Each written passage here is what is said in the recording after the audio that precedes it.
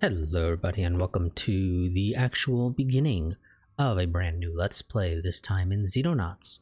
Before we begin, a couple things I do want to go ahead and mention. One, quick reminder that there is a Google form link down below in the description if you wish to go ahead and fill that out so you can have one of the Xenonauts that we will be sending out on various missions throughout the campaign, named after any name of your choosing, obviously within reason.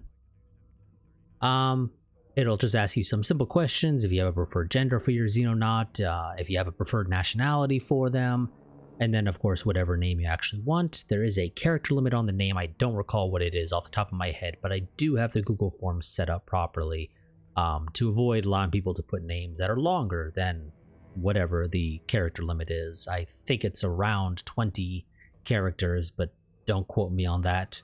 I might be misremembering. Second thing I want to go ahead and mention is that each episode of this series is going to be in probably around about the 45-ish minute mark is my plan.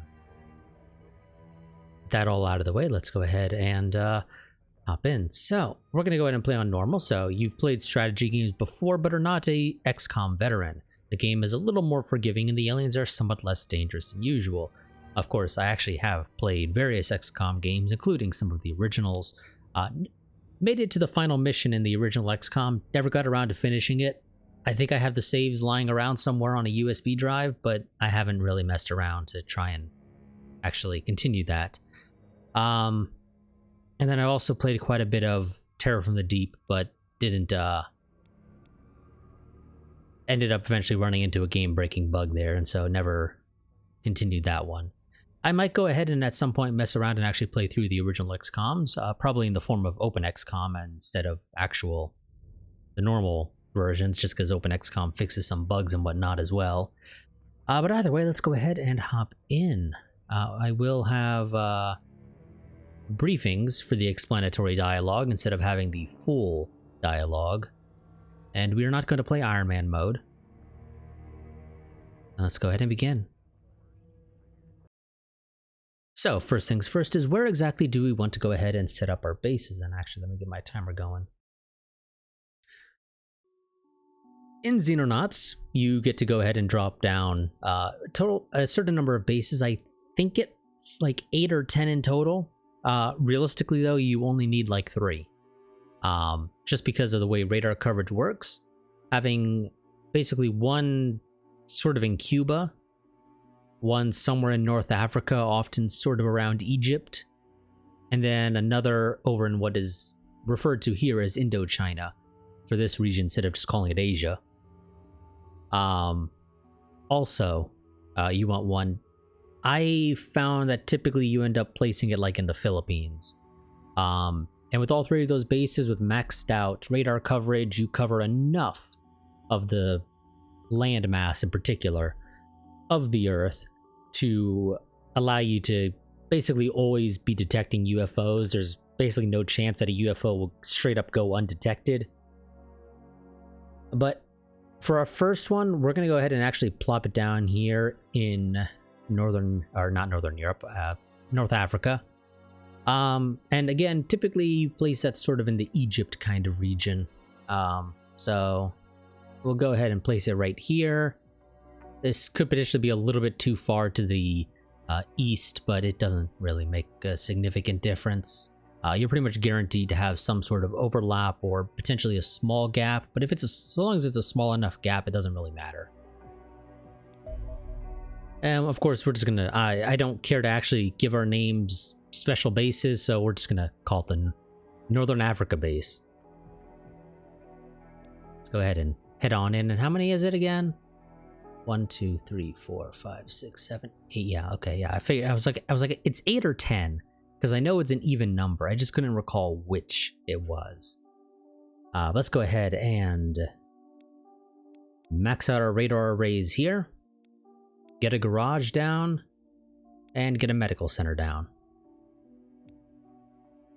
We are also going to go ahead, however, and immediately plop down our second base. I just wanted to go ahead and double check what our radar coverage is. So we cover a little bit out off the coast.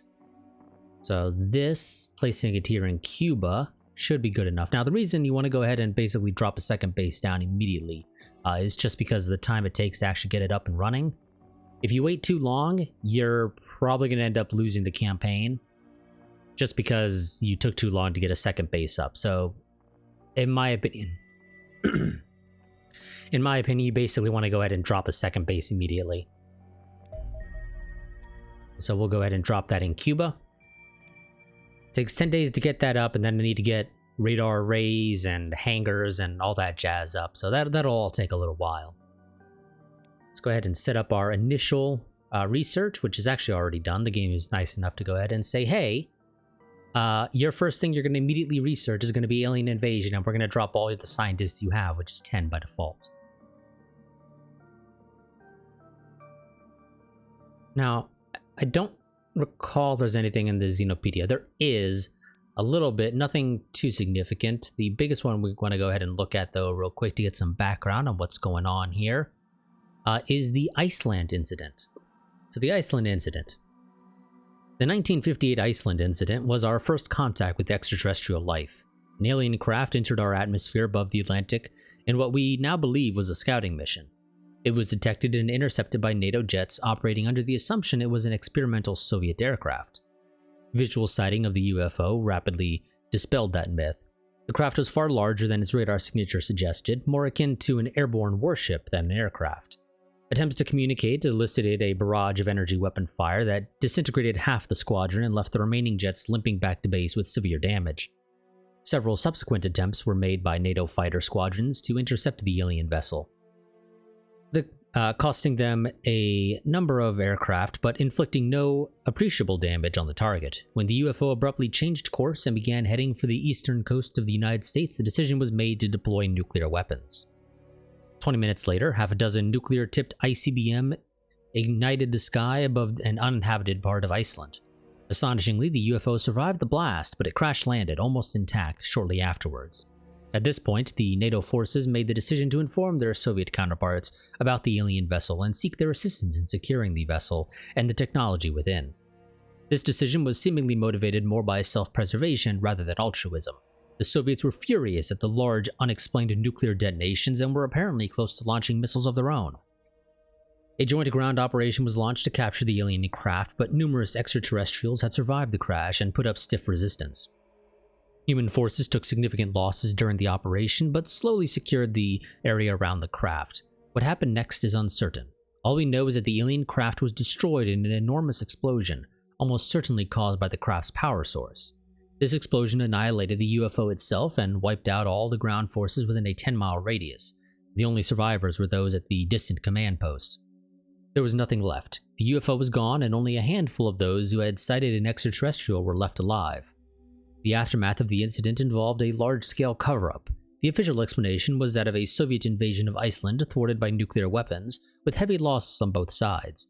But behind closed doors, two superpowers were collaborating. A joint Black Ops organization was formed, drawing from the resources of both, unofficially dubbed the Xenonauts. It was tasked with defending the planet against alien invasion. The absence of an obvious alien threat has made us look rather irrelevant for the past 20 years, Commander. But we had little doubt that we would be needed someday. It seems that day has come. And then they got a free novel if you want to go ahead and basically read the story of the Iceland Incident. And it is actually included with buying the game under the extras button on the game launcher, which is nice, of course. Now, I do want to go ahead and note that I am not playing straight up vanilla Xenonauts. I am playing with the community edition with a handful of other minor mods. The biggest one would have to be that what is it called? Armored Assault, I think it's called, something like that. And it makes some changes to the way vehicles handle. By default in vanilla, they all are exactly the same. Like, there's literally no difference in their durability and how far they can move. They're all the exact same. Basically, it's just a different model. Armored Assault makes changes. The first one you get has more speed, but is less durable. The second one you get is able to move not quite as far. but it has more durability. And then the third one is sort of a best of both worlds type scenario. Now, I do have one name. I assume it was probably Shadow Fighter Pro who filled it out. So let me go ahead and see if we have anyone who meets the criteria for this. We're looking for a British male, which we do not seem to have. So he's going to have to wait a little bit longer before we actually go ahead and name any soldiers after the name he chose. You can, of course, also choose to just say you don't give a crap. That's always an option. So for those of you that want to go ahead and fill it out in the future, that's an option there. Now, I'm only going to use like 3 soldier roles I want to note. So they are going to be an assault, a change role, shield, which is actually typically what I refer to as my medic, and rifleman. So first things first, let's go ahead and take a look at what people's carry weights are, because shields are a little on the heavy side. At, well, it actually doesn't say, but I know they're a little on the heavy side. Because we're going from 16 kilograms left, or no, I guess that's what he's carrying right now is 16 kilograms up to 22. So these shields weigh a decent chunk at 6 kilograms each, if my math is correct there, which I don't see a reason why it wouldn't be. So let's go ahead, and I think this is a little too heavy for you, so can I make you an assault? I can, that works fine. Wonderful. You seem to have quite a bit of carry weight, so I'm going to go ahead, and also I should probably look at your accuracy. If you have shit accuracy, you probably shouldn't be a rifleman. So you have 65, you're actually really good. I'm going to turn you into a rifleman, because that's actually some really good accuracy. 60 is pretty acceptable. 69 is also acceptable, so you're going to be a rifleman, Lucia. 58 for you. 60, 56, 56. Okay, these 56 are going to turn into our shield guys. Technically, because he's a little bit over his carry weight, he is going to be missing a couple of time units, but it's only 2, so I can live with that. You have 58. So I'm going to go ahead and have you be another assault, because my team is basically consists of, at least here at the start, 2 squads of 4 basically. Although that's not going to be completely accurate, because we're going to add a vehicle in here, which is going to take up some slots. So some of these people are actually going to be sitting back at base in the future. Now, this is not quite enough equipment for you. Although, admittedly, I don't use smoke grenades all that often. So, Jordi Diaz here is going to be kind of slow. But he's not the slowest. In fact, you're actually the slowest here, Luis. You can stay as a rifleman. You, I'm going to turn into an assault. For now, although realistically, Pavel here is probably going to be jumping around between roles when we take losses. At least until things sort of settle into something usable. And, let's go ahead and hire some more scientists. Now, technically, this does actually take up the last of our living capacity, so we are going to have to go ahead and drop another living quarters down. It's going to take 5 days to build. And let's go ahead and let time go. We're going to go ahead and do 3 speed is generally what I play at. And so, yeah. We're just gonna go, we're getting all these electrical interferences, UFO sightings, abductions, things like that. And okay, we finished alien invasion pretty damn quickly. Then again, it's literally the first thing you research, so it makes sense, it's kind of quick, but I've had it take a little longer. And I don't know if there's just sort of some RNG to it or not. So, alien invasion.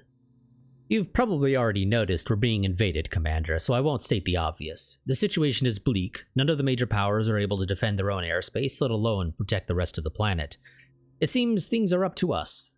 My team stands ready to help. There may only be a handful of us, but some of the finest minds on the planet are at work in your laboratories. This organization offers a certain freedom from intrusion that applies to those of intelligence. Not sure how I feel about that, but okay. The key to beating our enemies is to understand them. We are keen to study any extraterrestrial equipment you can recover from the battlefield. In the meantime, we have been gathering intelligence on the size and composition of the alien fleet orbiting our planet. Mostly images and data obtained from orbital satellites or ground-based observatories. Given the depressingly disjointed response from the rest of the planet, this is probably the most in-depth study of the invasion to date. We have conclusively identified over 3,000 separate UFOs in orbit around the planet, with several times that many of additional probable signals.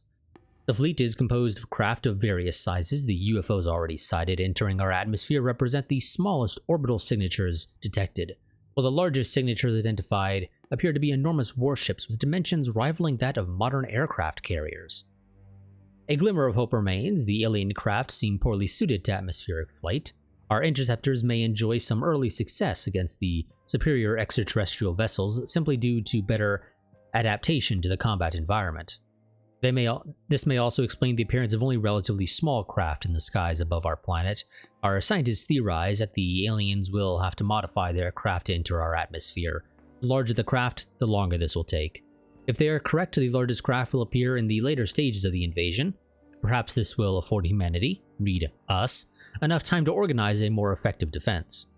I have two recommendations: that we consider supplementing our existing F-17 Condor aircraft with a heavier interceptor capable of carrying more powerful weapons, and that we investigate some form of battlefield support vehicle to aid our soldiers when securing crashed alien craft.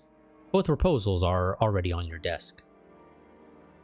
First things first, let's go ahead and get the Hunter Scout car, and then we'll get the high-speed interceptor afterwards. I do want to note that this first base is going to be the only one that's going to be doing any workshopping.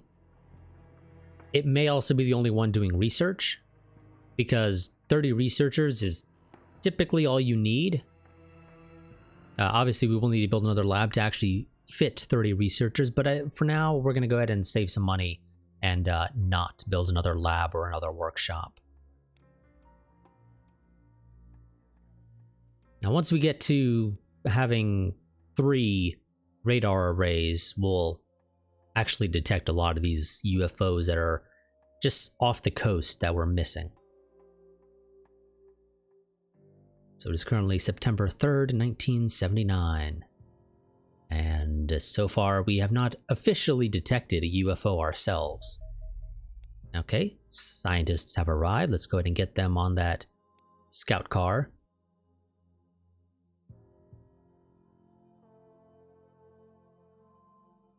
And we're going to actually go and kick up to max speed.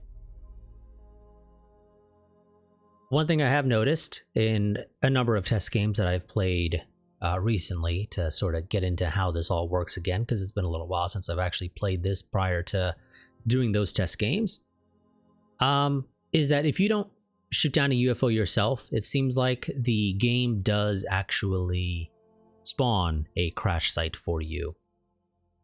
I guess just to sort of get you into the action and acquainted if things seem to be going a little slow for you. So local forces have downed a small alien craft and are requesting Xenonaut assistance to secure the vessel. This has literally never happened to me again after this initial time that it happened. So like I said, I'm pretty sure it's a case of, oh, you haven't shot anything down since game started. It's been 5 days or whatever now. So let's go ahead and spawn one for you. So it's a small UFO. It is in a desert, which is not surprising. It is, yeah, down there. Let's go ahead and send Charlie 1 to intercept it. We'll take them, I believe this is in hours. So it would take them 10 hours to get there. Which annoyingly means that we might be engaging in our first UFO at night unless I decide to tell them to sit around and just kind of circle the battle space for a little while, which I think I'm going to do because our guys are not in any way equipped to actually take care of a UFO at night. So we're going to go ahead and tell them, yeah, to just sort of circle northeast of the UFO in question. And we are detecting a couple more UFOs now, finally.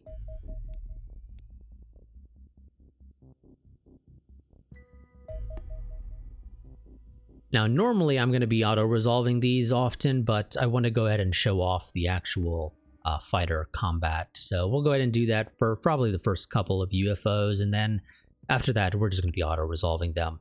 It's not that it's not exciting, it's just that when you're guaranteed to win anyway, why not just auto-resolve, has been my advice, or in my opinion, rather. So let's go ahead and engage. We have Condor 1 and Condor 2 engaging a light scout UFO. So Condor 2, I'm going to have go ahead and break north. And Condor 1 is going to break south. I'm assuming that obviously this is this grid is north, south, east, and west here. It might not be, it doesn't really matter. One's going to the top of the screen and one's going to the bottom of the screen. The reason is Light Scout is going to choose one of these guys to go after, and whichever one it goes after is going to basically sort of run away and try to stay just outside of weapons range. And the second one's going to swoop in from behind and shoot the Light Scout in the ass with a missile. So it looks like he's going to go for Condor 1.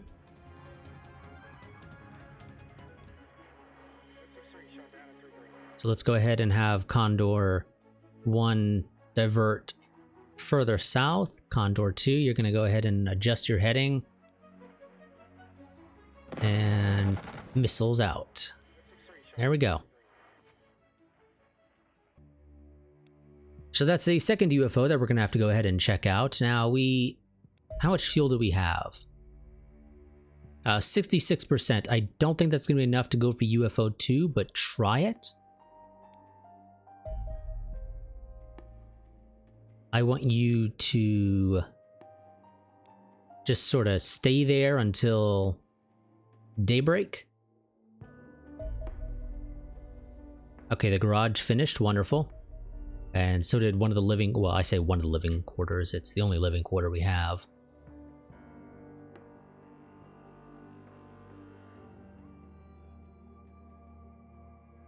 Now, Charlie 1 does risk getting shot down while doing this. It should be noted, because that UFO did sort of come down south.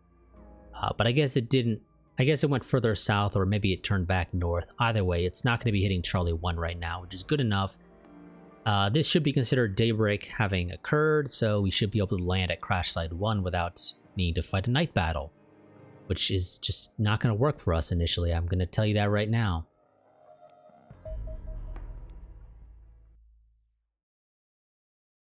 So let's go ahead and get our first battle.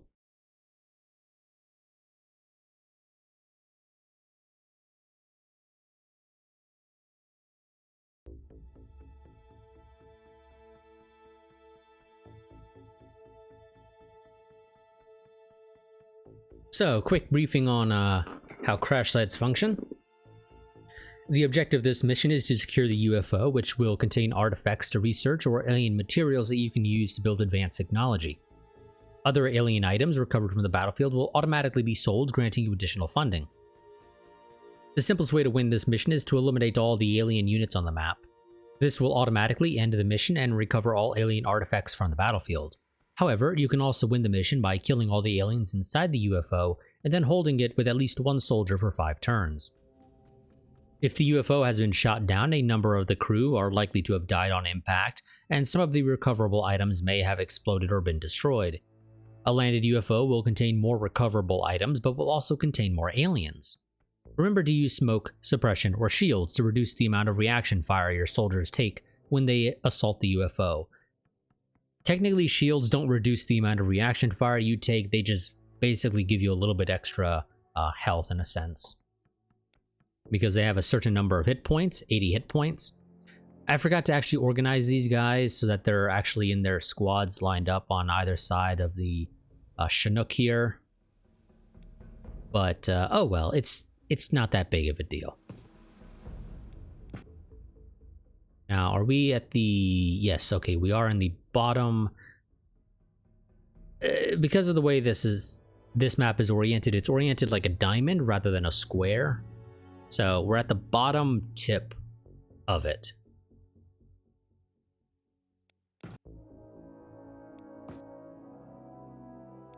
So let's go ahead and... aliens can spawn relatively close to your UFO. I believe there is a bit of a safe zone, but it's not like super big. So you can sometimes walk right outside and almost immediately start taking fire. So you have to sort of double check your area.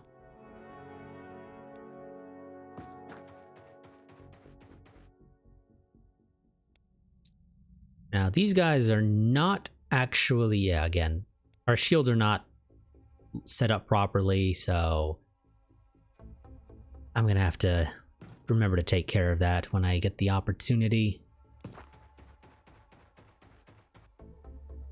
Now it should be noted, when you get into cover here, these little colors here and the little symbols that show up basically indicate where you're protected from and how much cover it provides.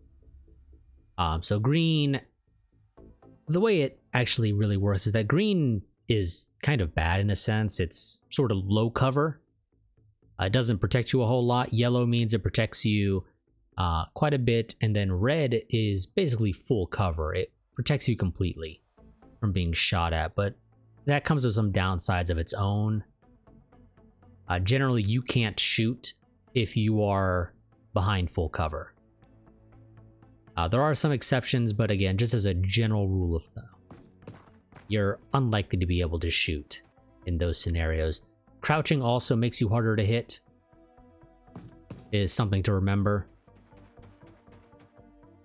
For those of you that want to check this game out yourself, it's a good tip to remember.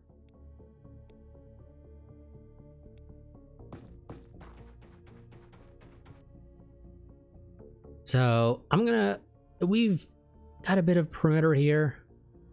It's worked out okay so far. We haven't been shot at immediately, so that's always a good sign. Yeah.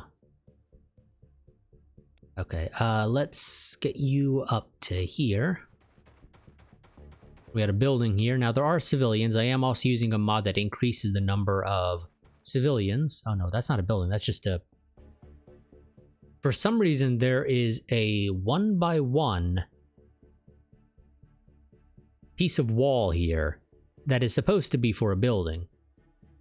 It's not a support for anything above us or anything like that. It's just for some reason like an outhouse. Okay, we have found the aliens. I'm going to tell you to take cover here, because I can't get you close enough up now. You only have a 17 because you have two of these little plants here that each of them have a 45% block. So if I move you here, you can crouch, but you're unlikely to hit with a snapshot, but I'm going to have you do it anyway. Go ahead and push up. Crouch. 30% is not the worst, especially for early on when you guys haven't had the opportunity to get, tons of training. And by training, I mean, having gone on a bunch of missions. Because you can practically have super soldiers once you get enough experience. They're not literally super soldiers, they ain't that good, but they're pretty good once you get up high enough. Now, I'm going to have you take cover. Depending on where he moves or shoots from, you're not actually going to be protected from cover. I could, but that still wouldn't actually protect you. I would have to move you to this one. So I'm going to actually have you shift over just one. That's a little bit more likely to actually protect you, because he's probably not going to move very far if he wants to shoot at you.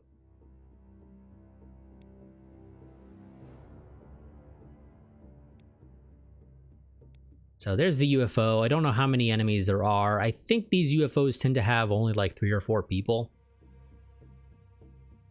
So, I mean, it's possible he's the only survivor, which would be wonderful. Would make our life significantly easier if that were the case, but I think it's unlikely. So let's see how this goes. He moves, he shoots, and he does an auto fire, which doesn't work out well for him in the slightest. Now he moved, and of course now there's a 45% block for Lucia here. And there's a 45 block on Igor as well. And you know you can't. This blocks you. Here we go. Luca here has a pretty good shot at a 67% hit chance. And he hits. Wonderful. Igor, you go ahead, try, no, Igor, you are, but Igor is unlikely to see anybody else, so fuck it, try it, Igor. Try again with a lower chance, and you hit. Wonderful, Igor. Wonderful. Soviet Union will be giving you a medal for that, I imagine. We may not give you a medal for it, because, I mean, you hit with a lower chance to hit. Which is kind of annoying, because I would have preferred for you to hit with a higher chance to hit. That way you have a little bit of action points still left. But oh well. How far to the... Okay, it doesn't go much further to the north, so it's likely the last couple of guys are actually inside the UFO.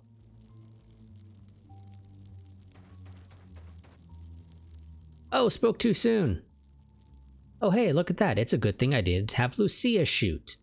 Now she can look in this direction and potentially get a reaction shot, assuming she has any good reaction fire. I don't have a means of annoyingly checking her stats. Oh, actually I do. She has a 57 reflexes. I don't know off the top of my head how reaction fire functions, if that's basically the chance of her doing one, or if that's the... or if there's some other math that's done to determine whether or not she will reaction fire. But either way,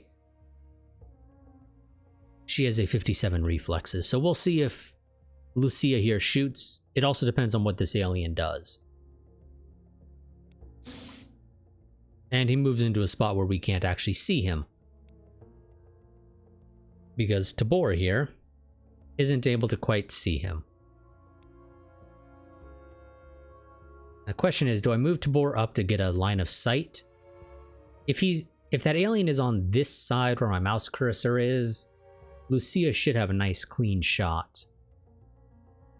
Well, actually, it depends on where Tabor here actually spots the alien. But he's on the back side, it looks like, so we're gonna go ahead and just take cover. And we will start moving up Jules here. We'll hopefully have a chance to shoot if he comes around this corner. And Lucia is going to be going and watching from her current position. Do I want to move Lewis up? I think I do. But we're not going to move him over one more. We're going to put him here. This does open him up quite a bit to being flanked by the UFO. But generally, aliens inside the UFO don't come out. They often stay inside, so it's fine. I want Luca here to go ahead and just double check that there's no alien over here. And there isn't. Wonderful. Just wanted to double check that, because I don't want him getting shocked because something comes up behind him and decides to shoot him in the back.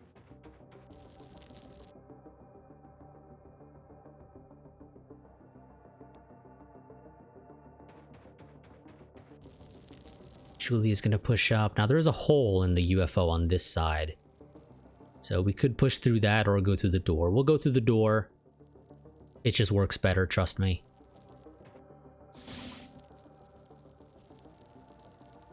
Okay, Julia here did not reaction fire on that alien that opened the door. which doesn't hurt us, but, you know, it would have been great if she did. Oops. Okay, we have eyes on you. I don't have a good chance to hit. Mostly because I don't have turn points. If I did, I actually have a 51% here.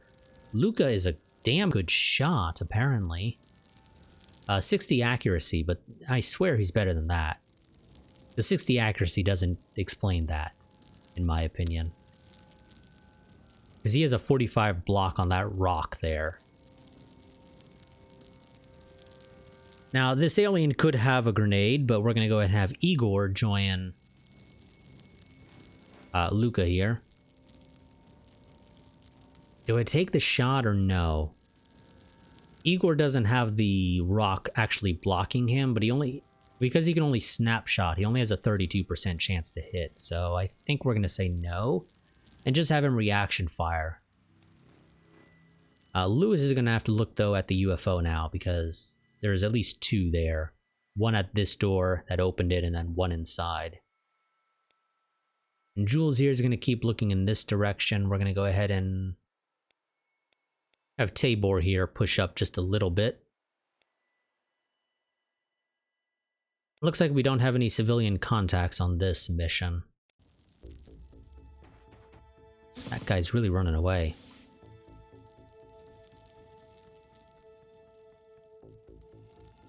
Oh, do I have eyes on you? I do, and oh, Luca has a 94% hit chance. Great job, Luca. Now, can you finish him off? Wonderful. Still one more inside. Question is, do I push up? There should only be these last two, so I think I'm going to go ahead and start pushing up. So, Jordy here is going to go ahead and push to this rock. And take cover behind it. Julia is going to push up to this other rock. And take cover behind it. She has enough action points to do a snapshot. Unlikely to hit, but if she does reaction shot, that'd be wonderful. Lewis here is going to push up next to her. And he can do a normal shot. This alien is just running away. Like, he just wants nothing to do with us. I can see you. He's too far away for Jules here to get a shot off. And of course, Lucia here doesn't have a shot either. Because this damn pillar is in the way. So we're going to have her move up to where Jules was. And she can't shoot because it costs time units to turn yourself. So she won't be able to reaction fire either if he moves. But she does have the ability to potentially make a shot next turn, depending on where he goes. And he goes further in. Because of course he does.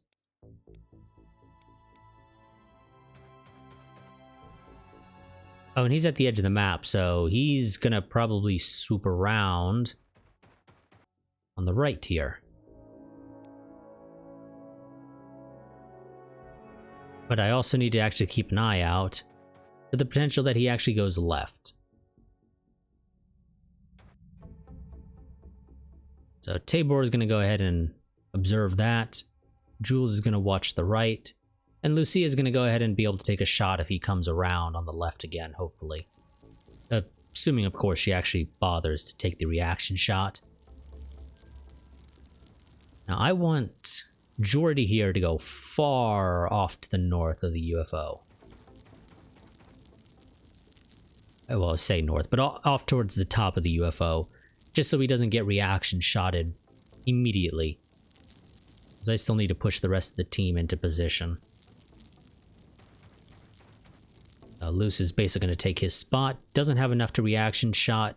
Julia would not be able to make it their next turn and be able to shoot if the alien opens a door again. So, God, where'd I send you?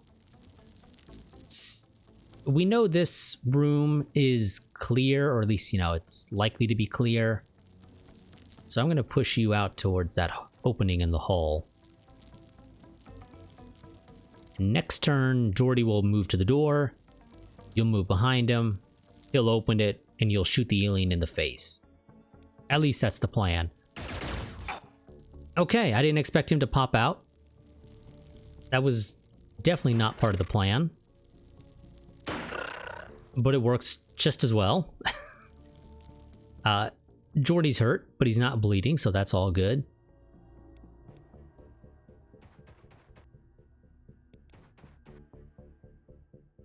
Come on, alien. I could push into the UFO and just secure it that way, but I'd like to kill this alien. Literally no reason not to for this mission. It's not that hard. I just need to push up. And Jules is the best person to kill this guy quickly, because he has a shotgun, and that's going to absolutely wreck him.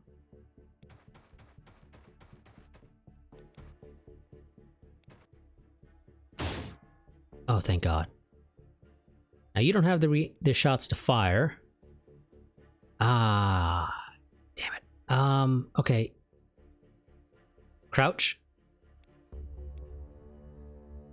Jules doesn't have the movement either to get quite into position, or at least, you know, not where I would like him to be.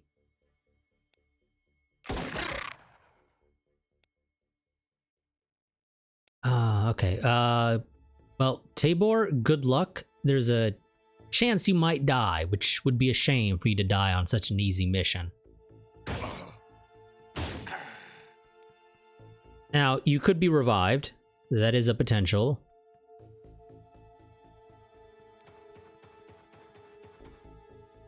Oh, really, game?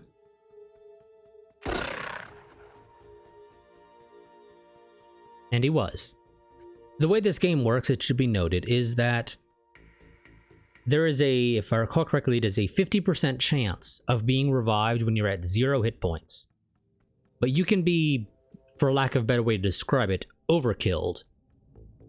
Which, the more you go below 0 hit points, the less likely it is that you will survive, or that you have the ability to be revived.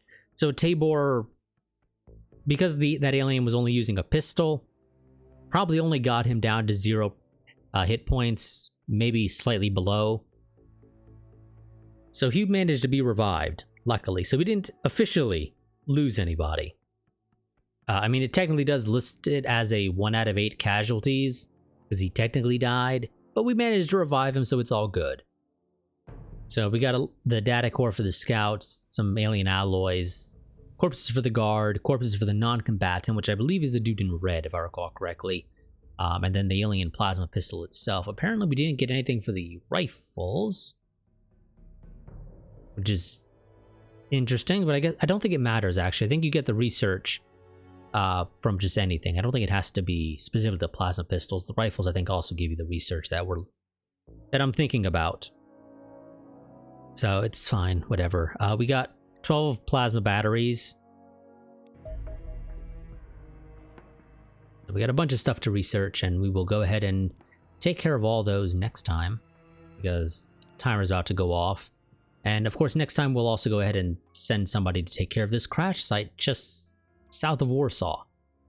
But Tabor needs to go home and be replaced, because he's out of action for 33 days, and I'm not going to go ahead and assault this with only 7 people.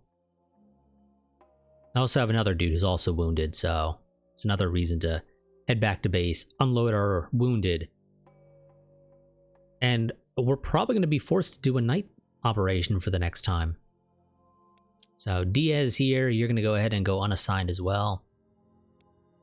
So both of you are actually going to switch over to shields, which was not the plan the slightest, but you're going to have to take that job for now. And let's go ahead and reorganize you guys. Whoops. Yes, that's right. Assault rifle shield is my general loadout. Annoyingly, it doesn't always update in here. So we're going to have to take care of this ourselves. So it's supposed to be shotgun, rifle, shield, and then shotgun, rifle, shield. again, it's annoying that this order doesn't always reflect this order in the soldier equipment menu. I don't know why it doesn't always update. It just doesn't.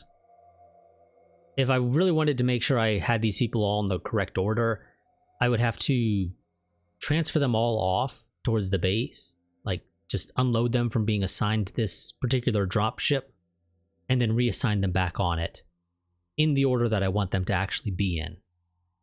And then double check that they are actually in the order that I want them to be in.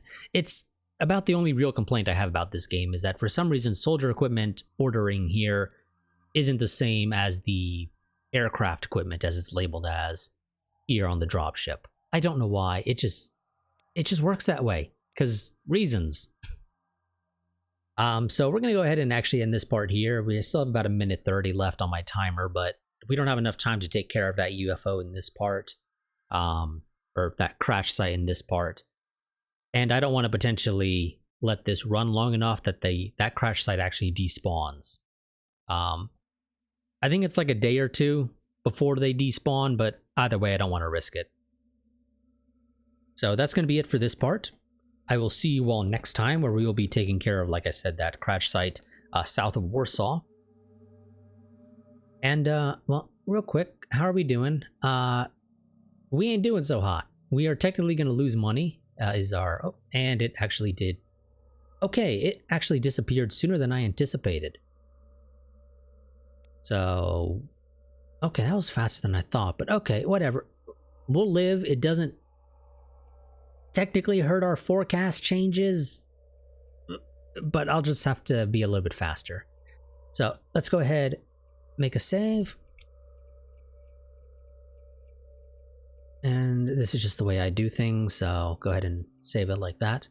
And I will see you all next time. Again, quick reminder, link down in the description to a Google form if you want to have one of these soldiers named after you, or of course, any of their replacements, because we are likely to have some replacements. I guarantee you a bunch of these people are going to die throughout this entire series, so we're going to need names to fill in these, especially if we want to minimize repeats.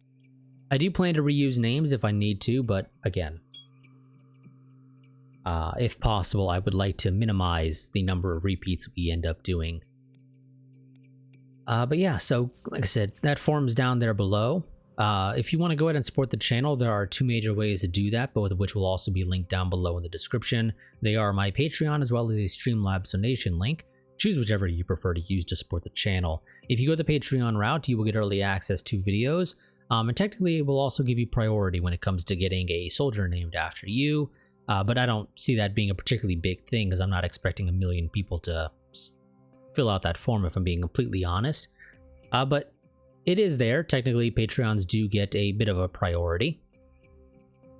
So if you really want to make sure that one of these soldiers gets named after you ASAP, that is an option if you wish to go ahead and go that route, but that's entirely up to you. The main thing is that you get early access to videos. But Patreon does take a 5% cut if memory serves me correctly, so if you want to maximize your support to the channel, then you'll probably want to go ahead and use the Streamlabs option instead. In that case, the channel takes home a larger cut, if not 100% of whatever you give. I'm pretty sure it's 100% of whatever you give. I know Streamlabs themselves don't take a cut. And I think the options I have for, I guess, doing the processing of the donation tip, whatever you want to call it, I'm pretty sure don't take cuts either with the ones I'm using, but I could be remembering incorrectly on that. Either way, so both of those are down there if you wish to go ahead and do that. If I have any affiliate links for this game, they'll also be down there, but I don't think I have any for Xenonauts. So I'll probably just have links to be able to pick the game up normally on like Steam or GOG. But I will see you all next time, where we will not actually be taking care of the UFO situated south of Warsaw, because it despawned. So yeah, but either way, I'll see you all next time. Until then, goodbye and farewell.